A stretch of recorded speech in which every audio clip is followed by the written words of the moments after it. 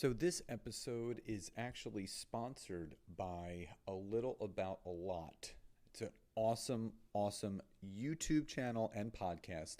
It's a variety show by YouTubers Kelsey and Becky, behind the channel The Sorry Girls. Kelsey and Becky spill tea about their personal lives, talk about the struggles of relationships and dating, research their favorite celebs from the 90s, answer audience questions, interview some badass people, and more. And they say they want to challenge perspectiveness and leave their audience feeling refreshed, inspired, with a little more knowledge about a lot. And this is what I love about Anchor. This is what I love about podcasters, is that we all support each other. So search your podcast app for A Little About a Lot and subscribe to A Little About a Lot podcast and get ready to have some fun. So I'm super stoked about today's episode. It's actually the second interview that I've done in a string of interviews that I'm going to be releasing to you guys. And this is with the amazing Melissa Collins. So in the show notes, you're going to find how you can connect with her on social media. This is someone that lives with no excuses and really didn't understand exactly the power of residual income and network marketing until it kind of hit her in the face. And you're going to hear that in her story today. So I hope you guys enjoy.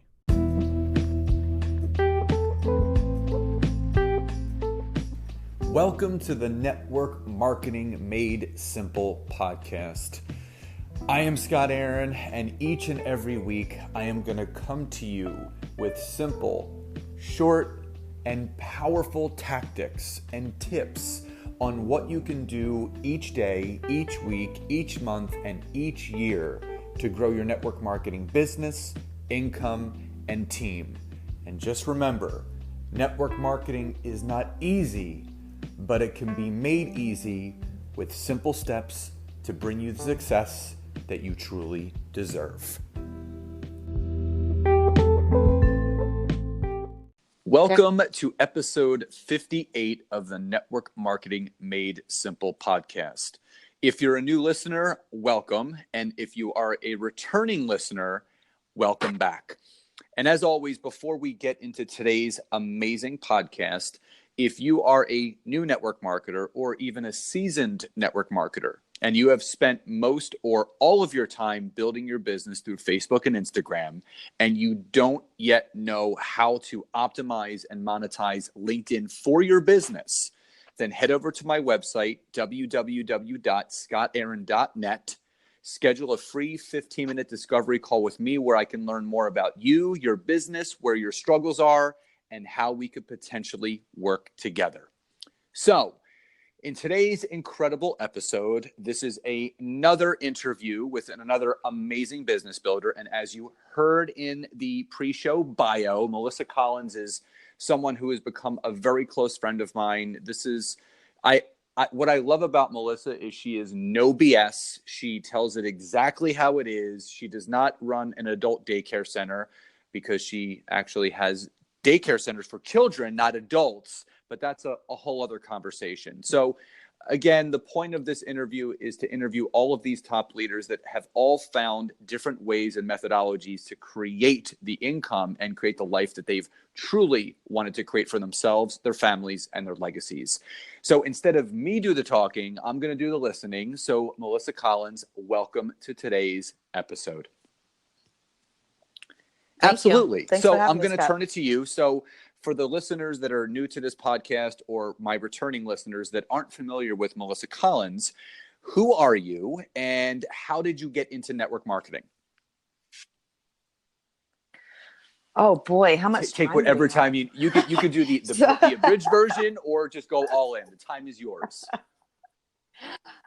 Okay, so I am a self-described serial entrepreneur. I know you've heard me say that over and over again.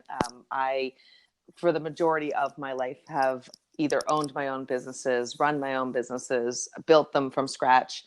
I've owned a lot of brick and mortar businesses. And so about 4 years ago now, 3.5 years ago, I actually just needed to lose some weight. That's really how I got into network marketing. It was a product.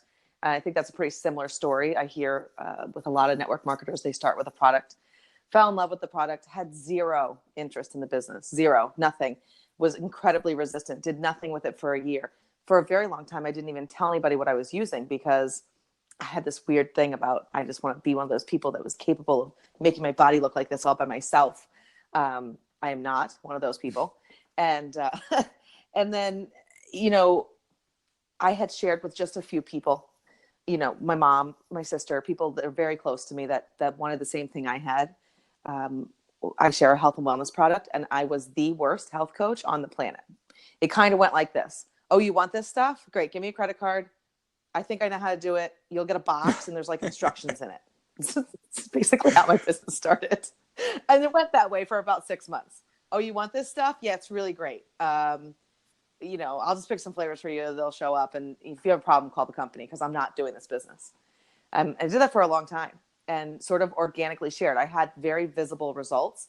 So anyone in my life that knew me, that saw me, it was obvious something had happened. And so without trying, I built a little team and was making money.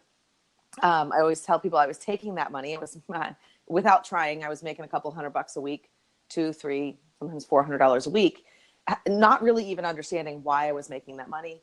I was taking it out with a little ATM card, and I love to play Texas Hold'em poker. So it was the best thing that ever happened to me. I was like, I get 2 free buy-ins a week. I don't know really where this money is coming from, but I now have like the body I want. I have free poker.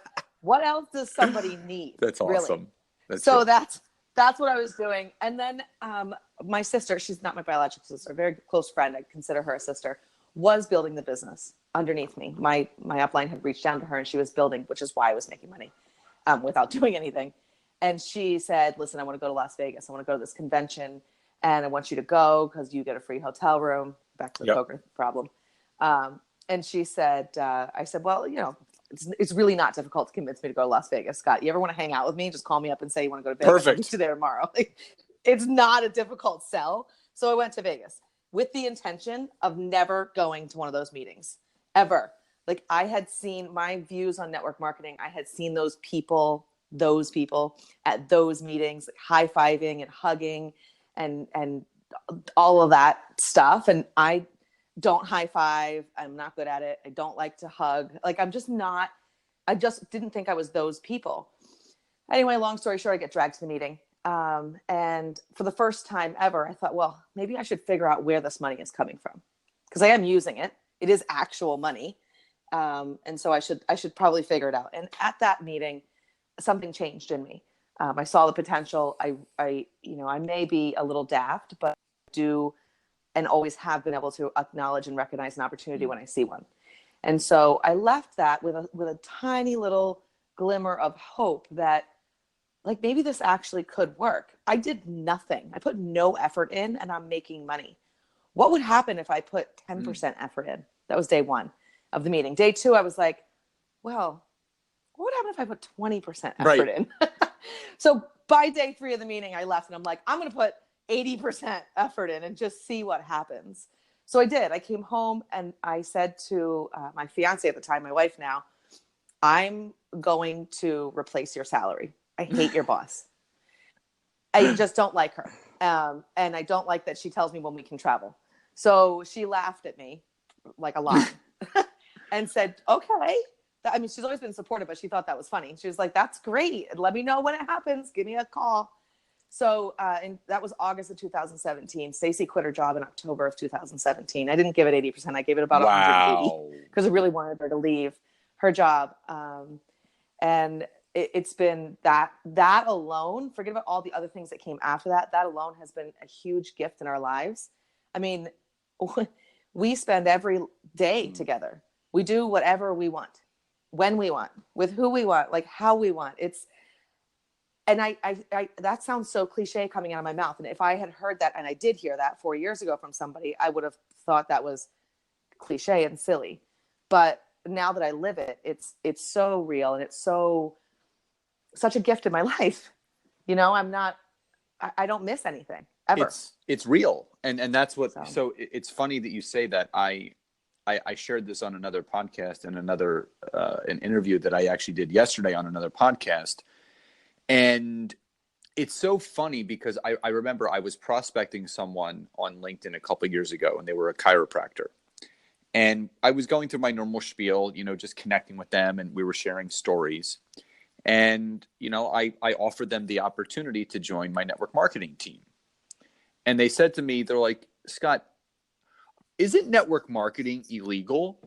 And I said, I said, what do you mean illegal? Well, aren't they like, they're Ponzi schemes and pyramids like Enron, right? And I'm like, if they are, none of these companies would exist. Like, have you ever heard of Tupperware? Right. Have you ever heard of Avon? Have you ever heard of Cutco? And she's like, yeah. I'm like, those are all network marketing companies. And I said, who's told you that network marketing is illegal? And she was like, some of my friends. And I'm like, oh, so you have some friends that do network marketing? And she's like, no, they just heard it was. I said, so let me ask you this. You're more willing to believe friends of yours that have never done network marketing that it's illegal, instead of talking to someone within your industry in the wellness profession that's made multiple six figures in their career? And she goes, that's a good point. She ended up, quote unquote, having to think about it. But you're right. Like, everyone has that story. I remember going to my first event, and it was in Arizona in 2013. And I don't know if I ever shared this with you, but just like you, because I wanted to replace my income really, really bad. I said yes May 15th, so almost 6 years ago. And the crazy thing was, it took me about 3 weeks to enroll my first person, because I remember being on the phone with people for literally an hour trying to convince them to jump in. Like, I mean, and this was before I knew the value of getting a headset for your phone. So I had my phone pressed against my ear for hours a day, and my earlobes were sore. That's how long I was talking to these people.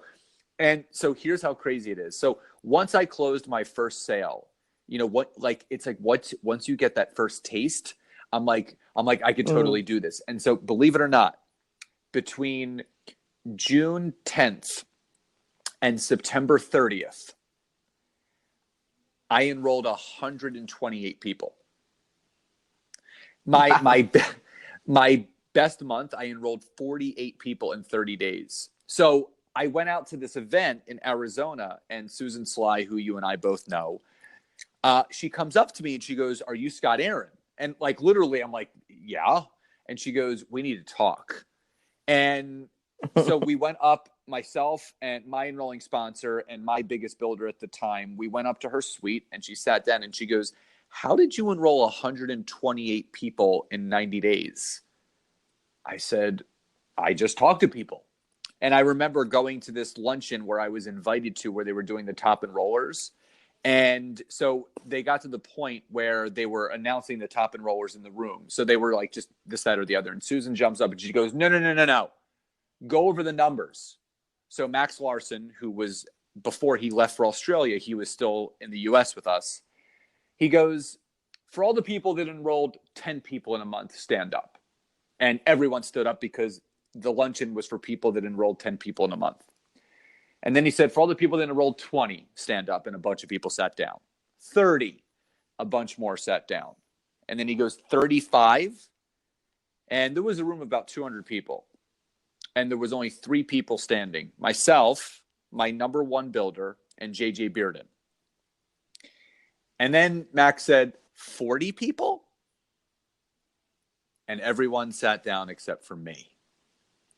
And I remember him running over, and he gave me the phone. He goes, "How did you enroll?" And he goes, "How many people did you enroll?" I said, 48. And I remember Eric Coover was gasping. He's like, 48 people? And I remember it was the first time that I've ever had a microphone in my face. And they said, how did you enroll 48 people?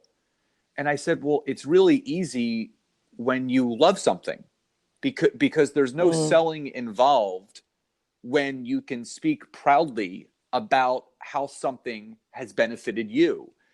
And, the room started clapping, and it's the truth. And people think there's this big misnomer about network marketing that, you have to be salesy and you're walking down the street with a trench coat with products in it. And you're like, hey, you want some? Hey, you want some? Like it's not what it's about. Like you get paid to connect with people. That's what it is. The more people that you can connect with and build a relationship with, the better business you're going to have. So this leads me to my next question. So even though, wonderful story, because this kind of fell into your lap, but when you decided to go all in to replace, your wife's income first so you can bring her home with you, what was the biggest challenge that you faced when you went all in? My own self, my own mindset. And it's taken me, we're on almost at year 4 here. And I'm just acknowledging and realizing what that was. I would say like last month, I just sort of figured it out. It was this lack of willingness, or this feeling that I was going to have a temporary fall from grace, or a temporary lack of social, I don't know what the right word is. It's like this, you feel like you're going to be one of those people. People say that a lot. Or like, I don't want people, I've been a professional my whole life. I've been, in the corporate world, I've owned big businesses. People look up to me. I've been a leader in my community. I've run for a public office. I'm like, I'm going to sell shakes on my truck. There was that thing. Like, and that really does happen. It's an actual real thing, right? There is this sort of temporary moment where people close to my life said to me, what the hell are you doing? What are you actually, What is going on? Like this is weird. And that happens to everybody. And here's the thing. People either get through it and find success or they don't. There is no in between. People either allow what those people say to them to knock them down and ruin their dreams, or they don't. And what happened to me was Stacey quit in October. We went on a European cruise. A week before we went, I had talked to who basically said that to me. She's a very close friend, close enough I consider her family. And she said, what are you doing? People are going to think you're just so, like, this is ridiculous. How stupid. Nobody makes money at that. I mean, you're just like ruining your reputation. She took all of those little voices in the back of my head, which don't talk real loud because I'm a pretty confident woman, but she just brought them right out. And it took me to a dead stop for a full week. Dead stop, full stop, not doing this, stop doing everything. And then we leave on this vacation. And we're on this great cruise, paid for, by the way, by my income from this company that she said this about.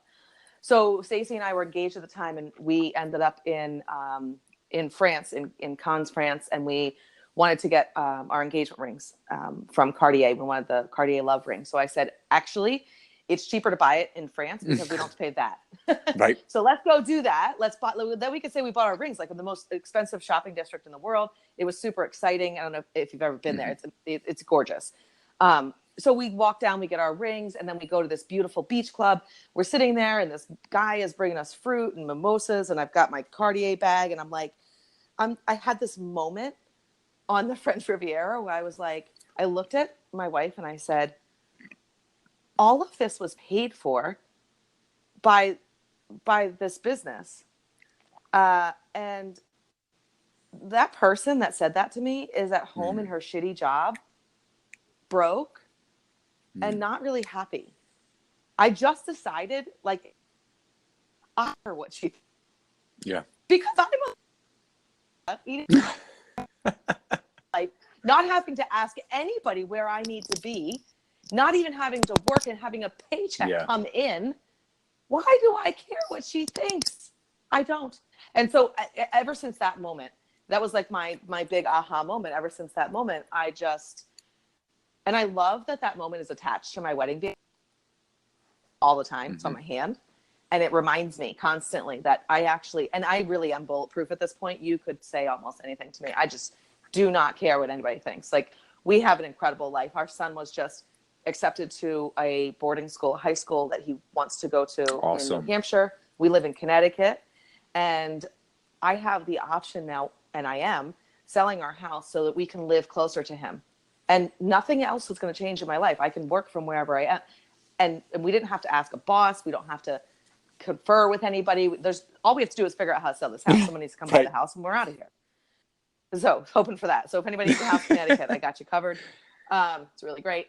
But yeah, so those things are the reasons why, like, you always hear these little quotes, don't take advice from broken, happy people. That's really important information that you should say to yourself over and over again. When someone says something mean to you and you're like, and it cuts you to the gut, take a step back and really look at their life, because healthy, happy, good people don't say things to hurt others. There's something wrong with them that they would say something mean to you. There's something wrong with them. It's not you. And I love that because, Les Brown talks about all the time that other people's thoughts and opinions of you do not have to become your reality. And that's so true. And it reminds me of a story. I remember when I first started with my network marketing opportunity, and I'm still friends with my grade school friends. I post about it all the time. We're all celebrating our 40th birthdays this year. We've all been friends since we were 5 years old. Like, literally, we've been friends for 35 years. And I remember this was about 6 years ago. I had just started network marketing, and I was posting and all the stuff that people do. And we went out to this favorite restaurant of ours, and I was sitting with like 5 or 6 of my friends, and like normal conversation. And my one buddy turns to me and he goes, "Dude, what the hell are you doing on social media?" And I said, "What do you mean?" He goes, "You're posting about all these shakes and these cleanses and these before and afters. Like, what are you doing?" And I told him what I was doing. And then my one buddy said to me, "Why don't you just start your own supplement company? Why do you need to partner with a company that already exists?" And I'm like, I don't know. It seems like a good idea. And then they're like, "Well, what's the compensation?" Like, literally, they were like, it was like rapid fire questions, and I couldn't answer any of it. And I literally like stood up, I dropped a $20 bill, and I walked out. And I remember getting back in my car and I started crying, because the people that I wanted to support me the most and be so excited and happy for me were the people that were pushing the hardest against me doing it. Always that way, Scott. Always that way in the beginning. And my dad was like, "What are you doing? This is ridiculous." Like, he was really rough on me in the beginning. And my dad is super. Yeah. I'm the best dad. Yeah. Like, he's awesome. And he just didn't understand. And that's okay. And it didn't really bother me that. I mean, he wasn't mean to me. He was just like, like, it's one of those things. And are you sure? But now, and when I share my victories with him, he's like super proud of me. So people don't know what they don't know. And it's so valuable to learn the skill of just giving them some grace and just feeling empathy for them, because frankly, I just, and this is going to sound really, I don't know if it's going to sound awful or conceited or what, but like, I feel empathy for you because I have an incredible life and I love every single day. And every day I watch you post on Facebook that you're tired, you worked 80 hours, you didn't see your kids, you missed a game. You can't tell me that you can't say anything bad about my network marketing company when you're posting those things. I'm sorry. That's my definition of crazy. I mean, you're working 40, 50, 60, 80 hours a week. You're still broke. You can't make a $300 decision, and you can't even make it to your kid's game. I just can't take your advice. But I think what people need to understand that are hearing this, obviously they're hearing 2 great stories right here. So if you're listening to this, you're not alone. Your family and your friends will reject this opportunity. But just when you realize that it's normal and it's okay, you have to keep going. Like, and I talk about this on social media all the time, that there are millions upon millions of ways of how to succeed. And there's only one way to fail, and that's to quit. And if you don't quit, you're going to find a way of how to succeed. So, kudos to you for continue to keep going no matter what. And I think, that's what this is all about. It's being resourceful, it's being resilient, and, it's never stopping in what you're looking to achieve, which brings me to my next question. So when you do have someone that wants to build, so, I say, "Melissa, okay, let's do this, let's run." What's your typical onboarding process with your team as far as setting that person up for success? So what could one expect when they're starting to build this business? Yeah. On my team with me. So here's what I learned about network marketing that I extrapolated from all my years of brick and mortar. When I came into network marketing, I felt very confused, right? I'm a hard worker, Scott. I am a hard worker. I have done things and worked hundreds and hundreds of hours a week to build stuff. If I really want something, I am going to do it if it kills me. It's just who I am. So when I decided to go all in with this, I was like up Monday morning at 5 a.m. in my office. I'm like, all right, what do I do? I'm here. I'm ready to work. I'm willing to work 20 hours a day. What do I do? And there was not a clear path. So I listened to podcasts. I watched trainings. I did all the things. And it was like, it just wasn't clear enough for me. And so I've designed a program called Project Freedom. And on my team, I run that every 3 months. So when it's a very intensive, because I feel like there needs to be a 3-month training program. That's what it takes. And it's a very intensive training. People sign up for it. There's a bunch of requirements. Like you have to be signed up for an event. You have to stay at a minimum order. You have to commit to this for 3 months. You have to make it to our meetings. And like you said in the beginning, like I don't baby people. So you commit to show up to the meetings. If you don't show up, you're out. Bye. Build on your own. Like come on. If we're running together, then we're running together. I show up sick. I show up with my hair messy. I show up when I show up. So, and that's the biggest thing in network marketing, I think, is the ability to show up, because sometimes you don't want to show up, right? I had a meeting last night. I had the longest day yesterday. I was exhausted. I did not want to show up. I put my comfy clothes on, make myself feel better, made a cup of tea, and I showed up anyway. And so that's what we do. So we have we have sort of 2 different programs. We have Run to Manager and we have Project Freedom. Project Freedom is for people who come on and they say, I want to replace my income.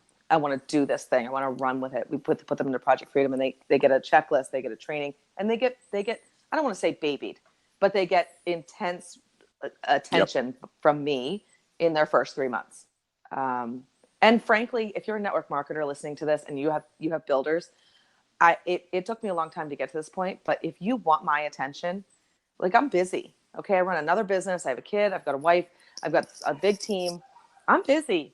If you want my attention, you need to show that through actions. Like people don't get, you just don't get on the phone with me automatically because you're in my downline. I'm sorry, but you'll have to call someone else if you're not actually willing to do the work. I work with the people that want to work, and I don't drag people along. I just got done with that about 6 months ago. And I finally committed to myself. If you can't show up for me, then I'm not showing up for you. I always say that, actions always speak louder than words. So don't tell me, show me how serious you are. And then obviously that person will get your time. That's wonderful. So a couple questions before we're done. Number one, what would be your number one tip to share with someone if they want to start building? So maybe they don't have an upline, they don't have a downline. It's just them, they're an orphan, and you hear this all the time. What advice would you give that person if they want to start building their business? Okay. So 3 things. First thing, and I think the most important thing, understand your comp plan. You have to understand your comp plan. If you're going to run with this business and you want to make 6 figures, you need to be able to tell other people how you're going to make that. Very simply on a piece of paper. I have a meeting in a half hour. I'm going to meet with somebody who said that to me. Within the first 5 minutes, I'm going to explain to her exactly what she has to do to get to $100,000, because I know it like the back of my hand. My 14-year-old can tell you how to get to $100,000 with our company. So I always tell people, until you can explain it in a way that a 10-year-old can understand and repeat back to you, you don't have it yet. You have to be able to quickly and concisely convey how people are going to make a real salary. Because the only way we make money in network marketing is by recruiting people who want to build. We don't need product users. So the most important thing is to understand the business. Watch your compensation plan videos over and over and over again until you get them. And not for nothing, some compensations, they're not all the same. Okay. They're not all the same. And some of them are, in my opinion, very difficult to get to 6 figures. I spoke to someone the other day who said she's been with her company for 13 years. And I said, oh, so are you a 6-figure earner? She said, no, not yet. I said, how many 6-figure earners does your company have? She said 4. Yeah. I was like, wrong company. I'm sorry. What did you say? She said 4. I said, that doesn't bother you? I was blown away by that. I was like, okay, girl, you got to come Yeah, over here right yeah. now. Like, I don't normally try and flip network marketers. I find that tacky, but that was like, wow, what are you doing? I mean, Trudy Maple's story, she was with her previous company for, I think it's 19 years. She made, the most she ever made was $68,000, something like that. She made $68,000 in a month. Our company. Yeah, she come over to our company and she made $1 million in 24 months. So so compensation plans aren't the same. Don't let any company brainwash you. Actually learn your compensation plan. Make sure the work you're going to put in is worth it. And then if you don't have an upline, so I don't really work very closely with mine, and I like them. They're nice, but find a sideline. Find somebody else in your company that you can run with. They don't have to be financially connected with you to run together. We're doing a virtual event Monday with a sideline. We have no financial connection, but we've decided to pair up and join forces and put both of our energies into it. That's powerful. Find somebody that you connect with, that you like, that has your same style and is ready to run. I love that. And again, I think this brings me to my last question, but the companies always want product users, but if you're going to build a business, you want business builders, which brings me to my last question.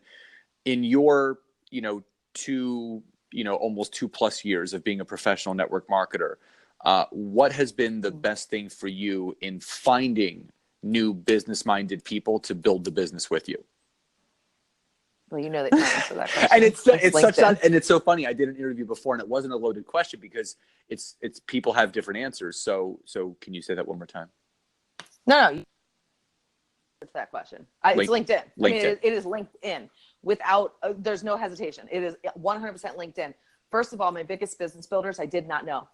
They were not my friends and family. They were not people in my network. They're not people on my Facebook. They're not people on my Instagram. They're not people at my coffee shop. They're not somebody I bumped into. They're people from LinkedIn because, and I talk to a lot of people. Here's the problem. I don't want to say the problem with LinkedIn. Here's what I think happens to people when they start using LinkedIn. And I think you told me this, or you may have said this before. LinkedIn's like deep sea fishing. Okay. Facebook and warm market is kind of like fishing in a very small pond where you can see the fish and you like aim at them. LinkedIn isn't like that. A lot of people, but I've gotten really good at talking to them quickly. So I talk to 5 or 6 people a day that I meet on LinkedIn, and they're 15-minute conversations unless it's something I want to continue. So I had a 45-minute conversation last week with a gentleman who I predict you're going to know his name. He is going to be absolutely amazing. I cannot wait to get him going. But so I will continue a conversation for an incredible human being. But for the most part, I get right to it. I don't beat around the bush. There's no secret way in. I'm like, this is network marketing. This is what that means. Are you interested in continuing the conversation? Okay, great. You are? Then let me tell you my story. I don't even tell you my story unless we get past that. So if you have some weird, I don't want to convince you network marketing is good. If you're not open-minded, you're not my people. And I'm just totally okay with that. I don't want to waste my time on people who think network marketing is illegal. But okay, bye. Call me when you're more desperate, because you're obviously not in pain enough to actually be open-minded to other another way to look at it is that I heard recently is that Facebook and Instagram are like barbecues where people go to hang out, to catch up, to talk about school and kids and family and have a drink or two. And then LinkedIn is a global networking event. Every day you log on, there's something going on to network. And that's why people love it so much. When you say to somebody on Facebook, would you like to get on a 15-minute discovery what are you call? They're like, what? To sell me? Right. Wait, a phone call? Can you just text me a link? On LinkedIn, when you say, would you like to get on a 15-minute discovery call? They're like, morning or afternoon. Right. I send messages to people. They're like, would love to talk. Here's my number. Let me know when's good for you. I'm like, did that just really happen? And everyone's like, oh my, and when I work with people, they're like, oh my God, these people actually want to talk to you. And I'm like, I know, because it's networking. And it's. Yeah. And here's the thing, Scott, but people need to.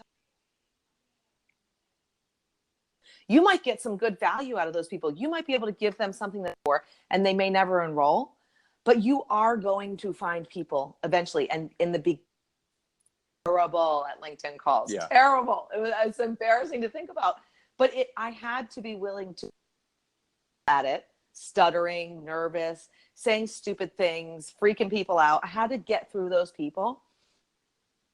There's no other way you're going to get good at it. There's no other way you're getting good at this. Yeah, you have to fail forward. All right. So before we sign off, how can people find you on social media, and I know you have your own podcast where people can learn more about you and what you do. So if you could, how can my listeners find you on social media, and how can they find your podcast? Sure. So on social media, I'm Melissa Collins on Facebook and Instagram and LinkedIn. And I have a website where you can get directly a hold of me. It's www.awaken1.net. And then your podcast? Well, I don't really know how to direct you to that quite yet. I can send you a link. Okay. Yeah. Send me a link, and I can put it in the show notes where people can listen to some of the episodes. Cool. Well, then hopefully they'll listen to your episode. Thank you. I appreciate that. But above all else, I appreciate you. I appreciate the friendship that we've developed over the last year and a half, almost 2 years now.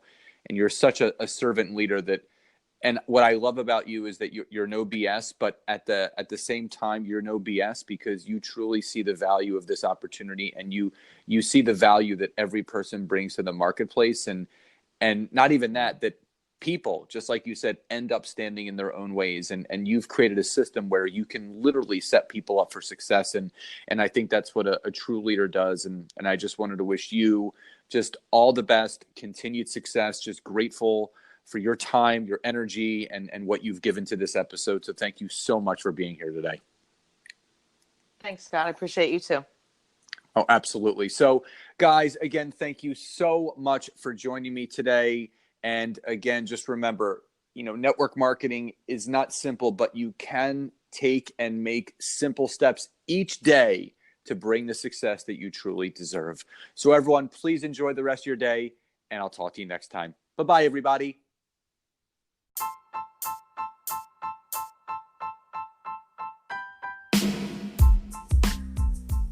So again, thank you so much for checking out today's episode. And if you can go over to Apple Podcasts or iTunes and leave me a 5-star rating, write a review, and share this with anyone that you feel could benefit from this, I would be so, so grateful. And again, if you would like to learn more about LinkedIn and how I can personally assist you in growing your network marketing business, head over to www.scottaaron.net and schedule a free 15-minute coaching session with me today. Have a great day, and I'll see you guys next time.